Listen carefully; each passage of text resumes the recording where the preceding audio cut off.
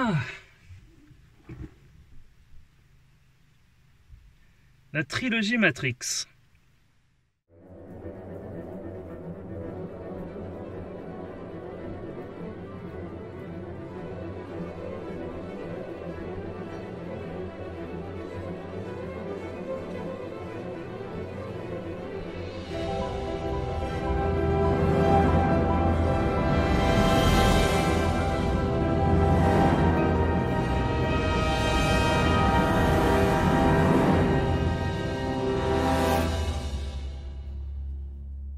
J'étais trop jeune pour découvrir le premier Matrix au cinéma.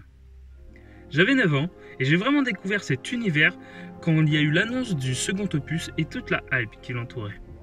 Donc, 3-4 ans après, je suivais assidûment les dires des gens sur la saga, sans même n'avoir vu aucun film, mais j'étais beaucoup intrigué. En grosse partie parce que j'étais un grand fan de Keanu Reeves, que j'avais vu un petit peu avant dans Speed et Point Break, grâce à ma mère. Pop quiz. You have a hair trigger aimed at your head. What do you do? What do you do? Toujours en quête. Il est en quête de quoi? De la vague. De la vague métaphysique. Il est encore plus dingue que toi, Jim. Merci maman. J'ai vu le 1 et le 2 pratiquement en même temps, entre les 6 mois qui séparaient Reloaded et Revolution. Je n'ai donc pas eu l'effet que les gens ont eu au visionnage du premier Matrix. D'ailleurs, pendant un moment, je n'avais que le 2 et le 3 en DVD, qui restaient mes préférés. Peut-être parce que je n'avais pas l'âge et le bagage requis pour percevoir et comprendre l'œuvre de Matrix.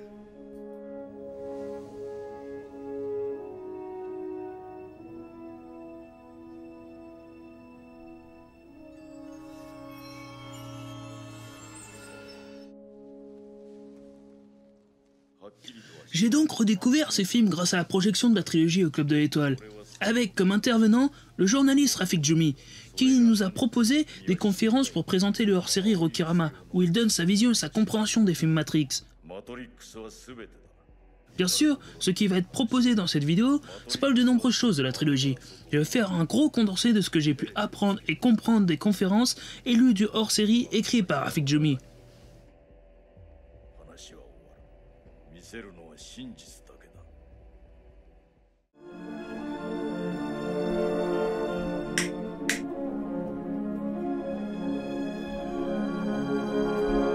Rafik Djoumi est un journaliste de critique de films depuis les années 90.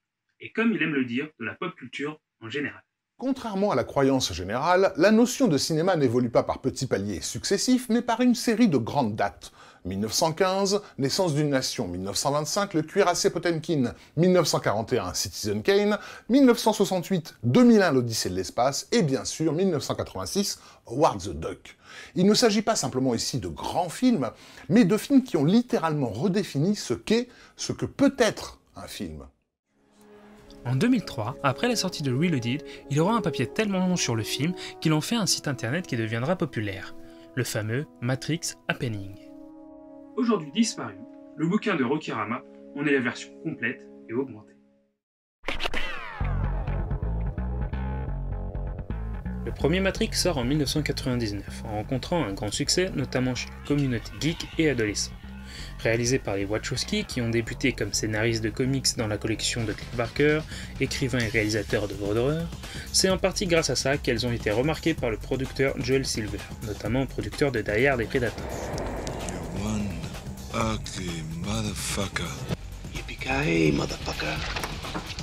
Je dis « elles » car c'est le pronom qu'il faut utiliser après qu'elles aient effectué leur transition. Suite à ça, leur scénario est apprécié dans tout Hollywood, et après une réalisation à petit budget et intelligemment écrite qui remporta un certain succès, Warner leur débloquait un budget pour un seul film grâce au support de Joel Silver, même si les Wachowski avaient déjà prévu de faire une trilogie. J'avais une image de toi. Elle était en moi. Comme une partie de moi.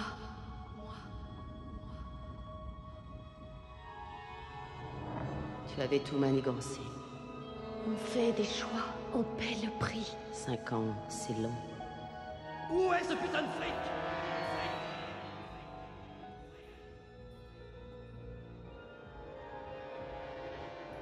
Ça fait partie du métier. Ça fait partie du métier. Un jour, tu as fait un choix. Quel choix. Je laisse tomber.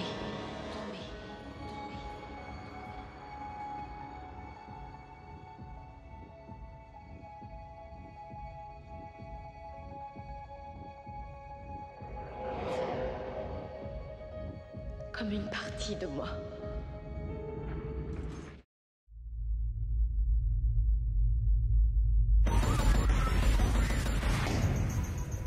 La sortie de Matrix ne fut pas accompagnée d'une grande promo, car la même année, il y avait ça qui sortait.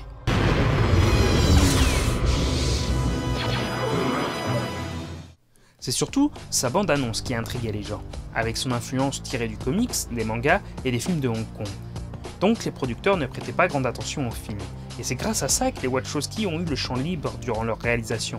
Lorsque le film sortit, un peu avant l'épisode 1 de Star Wars, il a fait grand bruit. Certes sans égaliser le score du géant de l'année, mais sa victoire fut surtout culturelle. Un film d'action cyberpunk que personne n'attendait avait marqué un grand nombre de personnes, surtout de nombreux geeks qui voyaient enfin en lui un film fait pour eux. Suite à ça, Warner a vu l'importance des réalisatrices et leur ont ouvert grand les bras pour les suites. Second opus, lui, a eu une publicité plus importante et était très attendu. Your body needs to be replenished. So, drink your Powerade. We have quotas to meet.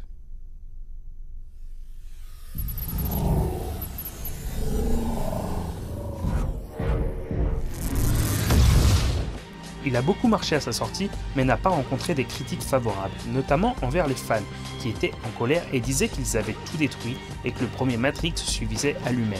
Mais... la façon avec laquelle Matrix Reloaded attaque les fondements de ce qu'on croyait être le premier film est très très violent. C'est un épisode qu'on pourrait qualifier de déconstructiviste, au sens où il est en train de déconstruire tout ce qu'on a cru comprendre. En fait.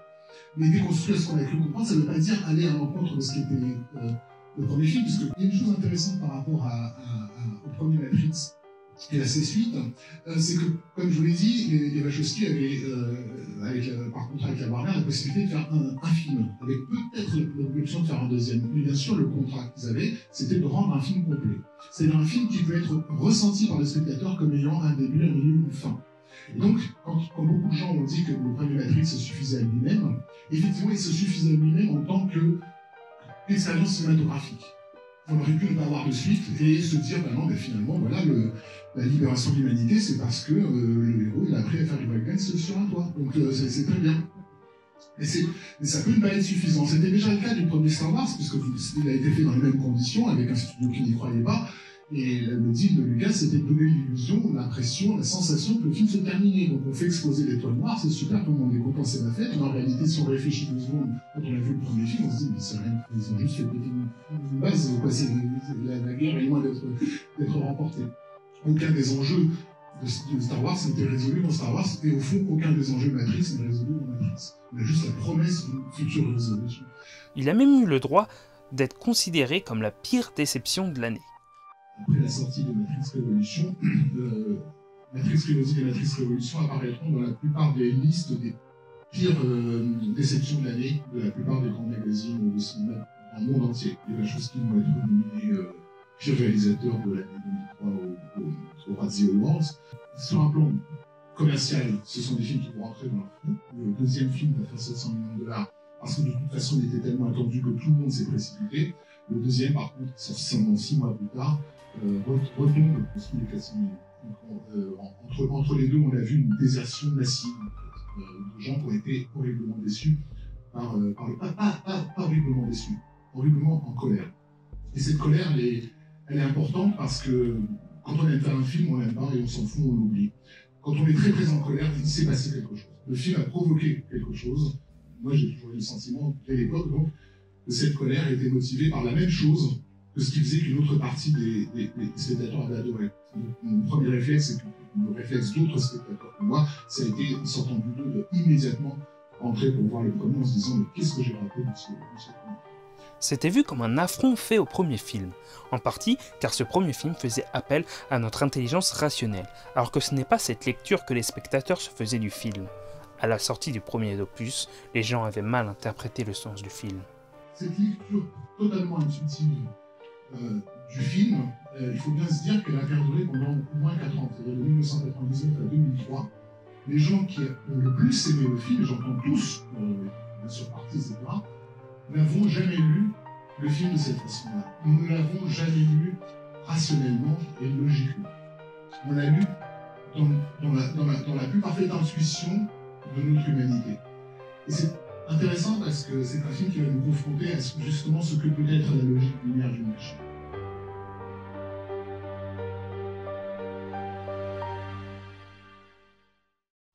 Le film est ancré dans un univers de simulation informatique, un univers logique avec un certain langage. Certaines scènes, même, rappellent des fonctionnalités d'Internet, comme les cookies que l'on doit accepter pour naviguer sur le net. Tenez. Prenez un cookie. Mangez-le, je vous promets que ça ira beaucoup mieux. Et vous retrouverez le sourire. Un langage binaire comme le code 1 et 0 qu'on pourrait traduire en vrai ou faux et qu'on retrouve dans les mathématiques. Il y a d'ailleurs un professeur qui voulait démontrer qu'avec ce genre de langage, en partant d'une proposition fausse et absurde, on pouvait développer d'une manière binaire et logique un univers cohérent pour quelqu'un qui ne voyait pas que la proposition de base était absurde. Par exemple, les personnages des films ont des noms qui désignent leur fonctionnalité. This is APOC, Switch, and Cypher. Hi. The ones you don't know, Tank, and his big brother Dozer. The little one behind you is Mouse. Le spectateur se construit donc un univers cohérent et ne se pose pas la question du pourquoi la maman de Morpheus l'a appelé ainsi. You think that's air you're breathing now?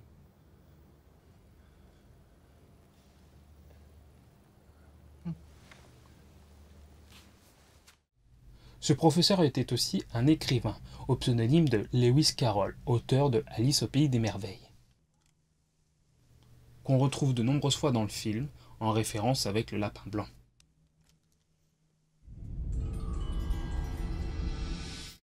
Got the money? Dans cette même scène, un peu plus tôt, on voit Neo ouvrir un livre où il cache ses disquettes qui contiennent des programmes piratés. Le titre du livre est bien mis en avant, Simulacre et Simulation. À cette première lecture, on prend ça pour un clin d'œil sur la thématique du rêve et de la simulation. Qui est Jean Baudrillard? Donc Jean Baudrillard, je vais essayer de faire vite, c'est un philosophe français, surtout connu pour ce livre Simulacre et Simulation. Ce qu'il appelle la simulation, c'est l'expérience du réel à travers ce qui nous en est rapporté. C'est-à-dire que c'est l'expérience du réel telle que le vit un sujet contemporain. Le simulacre, c'en est la représentation figurée. Donc c'est un objet qui figure cette expérience.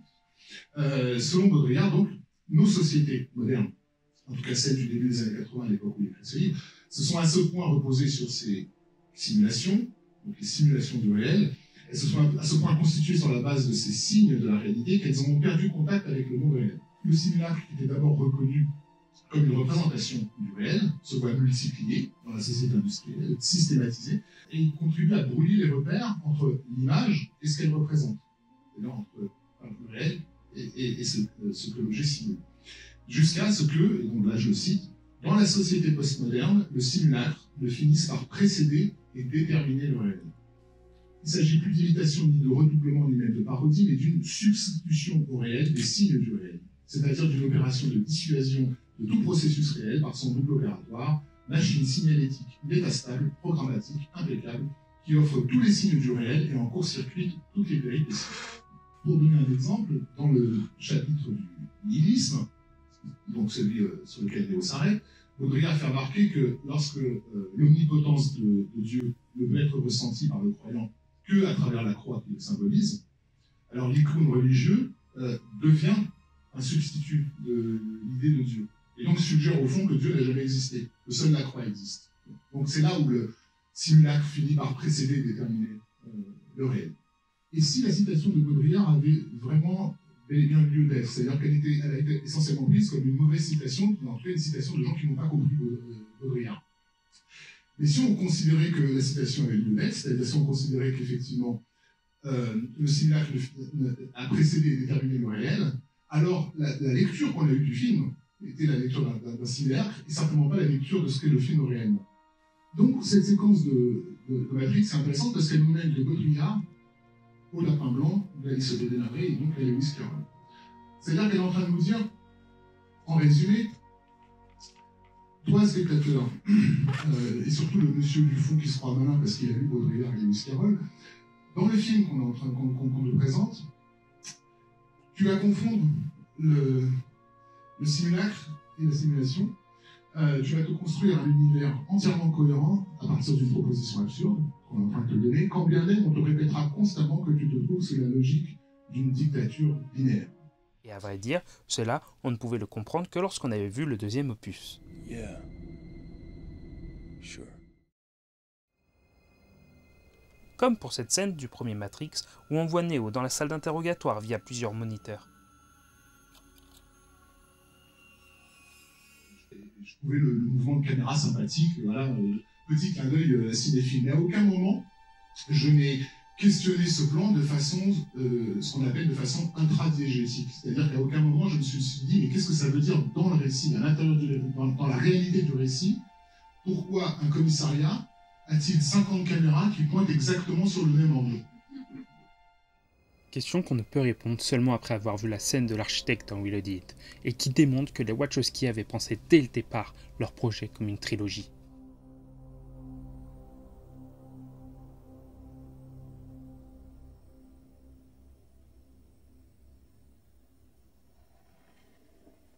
Hello, Neo. Je vous résume ça comme je peux, mais en gros, les spectateurs, lors de la sortie du premier Matrix, se sont piégés eux-mêmes sur la réelle lecture du film. Et c'est pas sans compter toutes les clés que les Wachowski nous donnaient.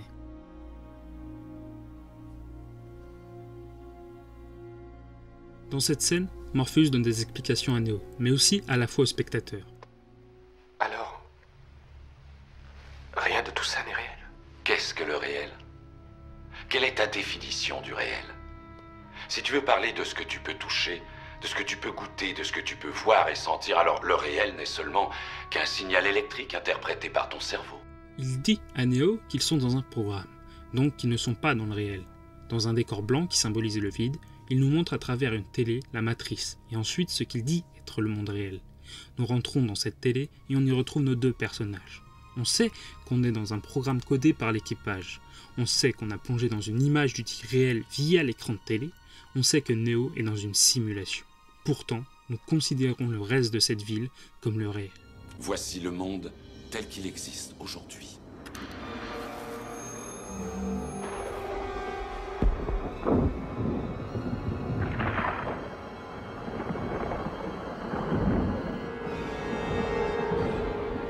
Bienvenue dans le désert du réel. Cette phrase que dit Morpheus à Neo est directement tirée du livre de Baudrillard, que l'on a vu plus tôt, et elle sert aux philosophes, dans le livre, à désigner la disparition du réel. Nous voilà les victimes de ce que nous appelions l'ironie du sort. Les réalisatrices s'efforcent à nous montrer un fait, et nous nous efforçons à en comprendre l'inverse. C'est un tour de force narratif où l'intuition du spectateur va accomplir un véritable miracle dans le malentendu. Je vais vous donner la définition du Grand Larousse que j'avais donc sorti, parce qu'à l'époque, donc, le site que j'avais écrit s'appelait Matrix Happening. La définition du happening du Grand Larousse était la suivante. Donc, happening, du anglais happening également, forme de spectacle qui suppose la participation des spectateurs et qui cherche à faire atteindre à ceux-ci un moment d'entière liberté et de création artistique spontanée. Donc c'est ce qui me permettait à l'époque d'affirmer avec aplomb que, à mon sens, la trilogie Matrix, qui n'était pas encore finie, donc je le rappelle, était un happening artistique et en termes d'échelle, certainement le plus gigantesque des happenings jamais tentés. Parce que généralement, l'happening artistique ne concerne qu'un groupe extrêmement réduit, souvent une population bourgeoise. Mais là, on avait pour la première fois un blockbuster qui tentait un véritable happening artistique à l'échelle de la planète. Et je pense qu'on peut être reconnaissant aux Wachowski d'avoir osé ce pari. Ils ont payé très cher par la suite, bien sûr, comme vous le savez probablement, mais au moins ils l'auront tenté. Rafik Djoumi traite de plusieurs autres détails dans les films, de son influence directement empruntée à l'univers manga,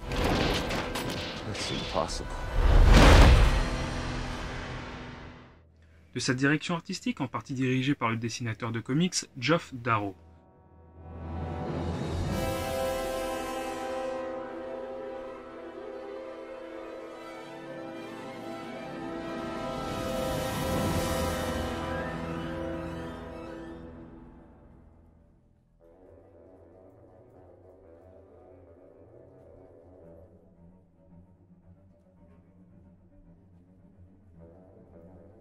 En passant par ses combats orchestrés par Yuen Woo-ping, grand chorégraphe, entre autres, de Jackie Chan.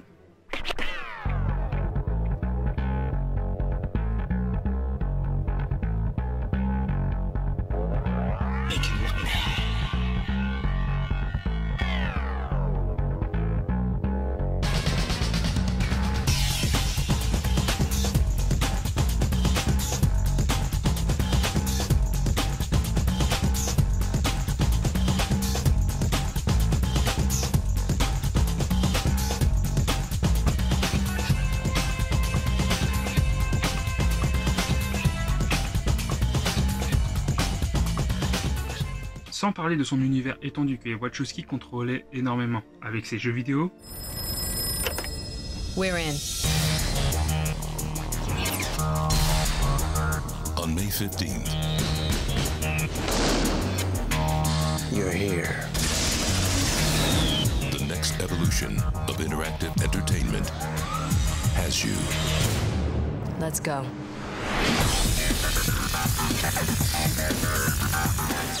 Les comics avec des grands noms à leur tête, et la compilation Animatrix dirigée par les plus talentueux de l'animation japonaise. Now on DVD and video, from the creators of the Matrix trilogy. I'm going back to the Matrix, and I want you to come with me. What is the Animatrix? You've stepped to the edge of the looking glass. Experience the extraordinary fusion of CG animation and Japanese anime. Come get some. In a groundbreaking collection of 9 animated stories from 7 visionary directors. We know the truth now. That takes the world of the Matrix to its unimaginable limits. Fly, baby, fly.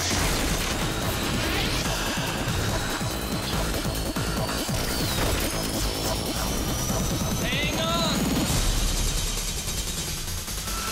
The Animatrix. Discover how deep the rabbit hole really goes. On the DVD and CD album. Il y a aussi le traitement des récits via leur religion.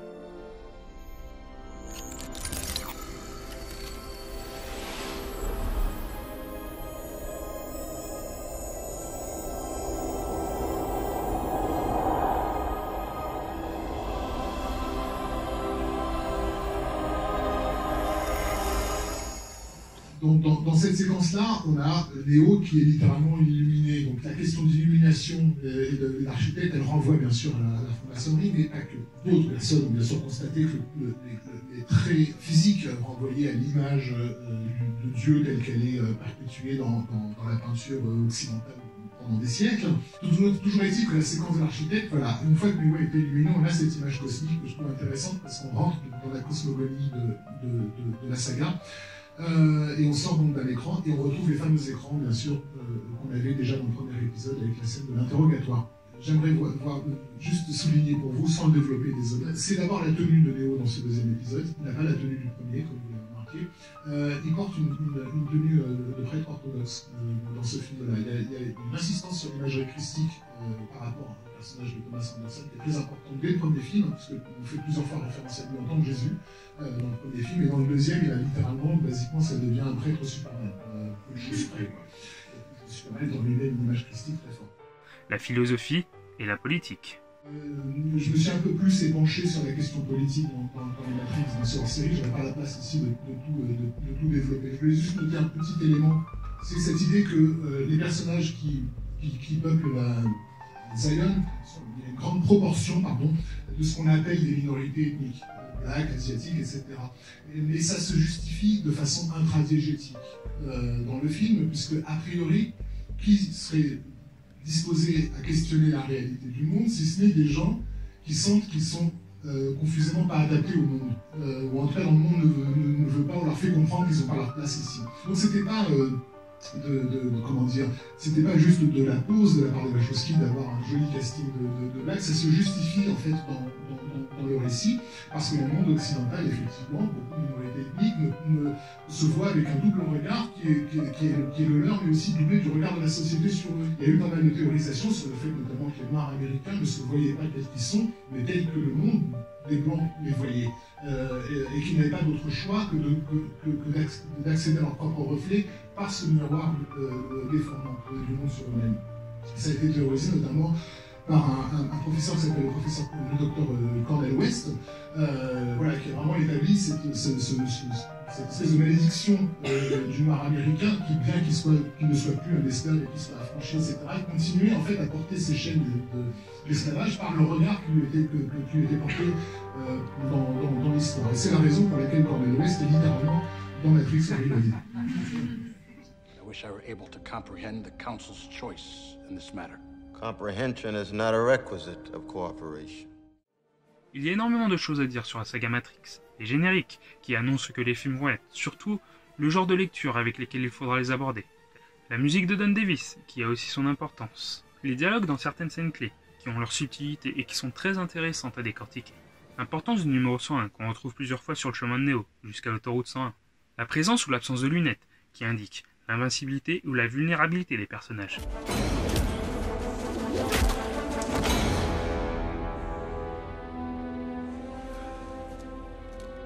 Je vais prendre plaisir à vous voir mourir, Monsieur Anderson. Terrible. Forget it. Wait. Okay. La relation avec la mythologie, où là, le personnage du mérovingien peut être comparé à Hadès.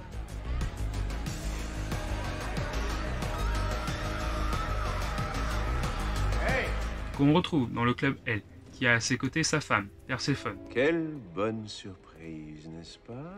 Who could have guessed we would all be seeing each other so soon after all? Et comme Hadès qui a Charon le passeur, lui a l'homme du train, qui fait transférer des programmes via un entre-deux, qui peut être associé au limbo. Limbo, en anglais, anagramme de mobile, qu'on peut voir ici. Why did you leave? Il y a la couleur rouge qui signifie la vérité, que l'on retrouve tout le long de la saga. La pilule rouge qui montre à Neo le réel. N'oublie pas, je ne t'offre que la vérité, rien de plus. L'oracle qui offre un bonbon de couleur rouge à Neo et au spectateur en même temps, quand elle lui demande s'il acceptera la vérité qu'elle va lui dévoiler. Candy? Ou encore les couleurs des habits des personnes durant le conseil de Zion dans Reloaded. Rouge pour ceux qui croient en Morpheus et la prophétie, et bleu pour les autres.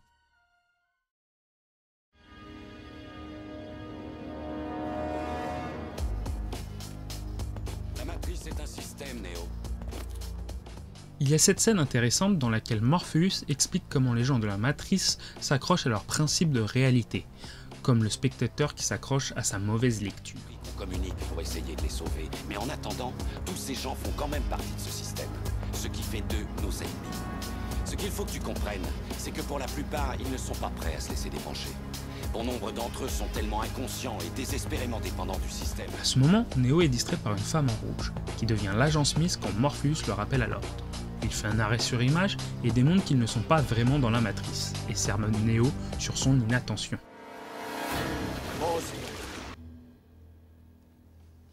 Mais ce sermon est aussi à l'égard de l'inattention du spectateur, d'où le fait que le flingue de l'agent Smith braque directement vers nous. Le spectateur, à ce moment-là, ne prête pas attention à ce qu'on lui montre. Il ne prête pas attention au fait qu'ils peuvent recréer la matrice pratiquement à l'identique. Il ne prête pas attention au fait qu'ils peuvent reproduire le code de l'agent Smith. Il ne prête pas attention au fait que la femme en rouge est un leurre, alors qu'on a vu que la couleur rouge est associée à la vérité. De même que cette séquence commence par un bonhomme rouge. Et surtout, le spectateur ne prête pas attention que cette réplique de la matrice est remplie de répliques elle-même, car tous les figurants sont des jumeaux. D'ailleurs, l'un des plus grands castings de jumeaux jamais fait, et malgré toutes les explications et l'arrêt sur image, nous ne voyons toujours rien. Qu'est-ce que tu essaies de me dire? Que je pourrais éviter leurs balles? Non, Neo. Ce que je veux dire, c'est que lorsque tu seras prêt, tu ne les sentiras plus. Et je continue de citer Rafik Djoumi, là, littéralement. Il faut bien avouer qu'arrivé là, le spectateur s'est à ce point enfoncé dans le terrier du lapin blanc que plus rien ne peut ébranler sa cohérence absurde. Comme vous avez pu vous en rendre compte depuis le début de cette vidéo, selon l'étude de Rafik Djoumi, il y a une lecture pour chacun des films. Intuitif pour le premier, logique pour le second, et le troisième c'est une lecture personnelle. Chacun peut se faire sa propre lecture du film. On est passé du premier film, c'est-à-dire une lecture intuitive des événements, au deuxième film, il y a une lecture logique. Et à la fin de ce deuxième film, nous a demandé de dépasser cette lecture logique parce qu'on avait besoin de quelque chose qui a trait à notre humanité. Et qu'au bout du chemin, nous attendait une révélation à laquelle on ne pouvait se confronter que seul, sans qu'on nous tienne la main, en fait. Il faudra bien plus que cette simple vidéo pour analyser et développer l'ensemble de la saga Matrix, et bien plus de talent. Rafik Djoumi nous a fait 3 heures de conférence lors de cette journée Matrix au Club de l'Étoile, et n'a survolé que la moitié de ce qu'il a écrit dans leur série. Je tenais à faire cette vidéo car j'aime beaucoup le travail de Rokirama et de Rafik Djoumi, qui essaie avec différents formats comme Beats sur Arte ou le podcast Total Tracks avec David Braj de partager sa passion pour la pop culture. Et ça, à la BDR TV, on adore. Cette étude sur la saga est un sacré travail sur une pierre angulaire du cinéma qui vaut le coup d'y jeter un œil. Je vais finir cette vidéo avec une anecdote que Rafik Djoumi nous a racontée et qui résume très bien ce que les Wachowski ont voulu et réussi à faire sur la trilogie Matrix. J'espère que ça vous aura plu et que ça vous aura donné envie de voir ou revoir d'une autre façon cette trilogie culte et d'en apprendre plus dessus. Merci et à bientôt. J'aime bien raconter cette anecdote parce qu'elle m'a touché. J'ai découvert le film Matrix Révolution, donc en version originale sous-titrée, donc le jour de sa sortie, qui sont souvent des séances qui sont fréquentées par un public qu'on qualifierait de bourgeois ou semi-bourgeois. Mais il y avait dans cette salle un spectateur qui, à tout point de vue, que ce soit son accoutrement, son accent, sa façon de se tenir, trahissait ses origines populaires et de banlieue, quoi. Et à la fin du film, dans le couloir qui menait vers la sortie, il parlait très fort à sa copine et il a déclenché les ricanements du public qui était là. Et il disait à sa copine, désolé pour l'accent, mais c'est comme ça que j'ai entendu, ouais, tu sais, la matrice, là, tout ça, en fait, c'est tout dans ta tête. Et donc, ça rigolait dans le couloir. Et moi, je me disais, c'est rassurant, il y a au moins un spectateur qui a compris le film qu'il vient de voir. Ça m'a plu cette anecdote parce que moi, je vous ai fait des conférences qui sont très référencées. Je vous ai envoyé vers des ouvrages, parfois des ouvrages très compliqués, des concepts difficiles et que moi-même, d'ailleurs, vous l'avez bien vu, j'ai du mal à résumer efficacement, etc. On n'a pas besoin de ça. Les Matrix sont des films qui ont été faits pour être vus par tout le monde. Ce sont des blockbusters, ce sont des films populaires, des films qui se présentent sous le concept de film d'action, c'est-à-dire ce qui invite le plus grand nombre. En fait. Le but des Wachowski n'était très certainement pas de toucher un public ayant fait de longues études universitaires. Ça n'avait aucun intérêt. Leur but, c'est d'atteindre tout le public et de lui proposer la possibilité de rentrer un tout petit peu dans un espace de créativité, dans un espace de création. Ce spectateur, donc, à mon sens, il a vécu la trilogie Matrix. À son niveau, avec sa sensibilité, il n'a pas eu besoin qu'on lui fasse un cours de philosophie pour comprendre qu'effectivement, tout ce qu'il avait vu en jeu à l'écran, c'était très exactement ce qui se passait en lui. Et que donc, il était maître de ce qui se passait en lui. Et que donc, à l'image de Néo, il pouvait se rendre maître de ça, c'est-à-dire choisir le chemin de sa propre émancipation et de sa propre libération. There is so much in this world that I do not understand.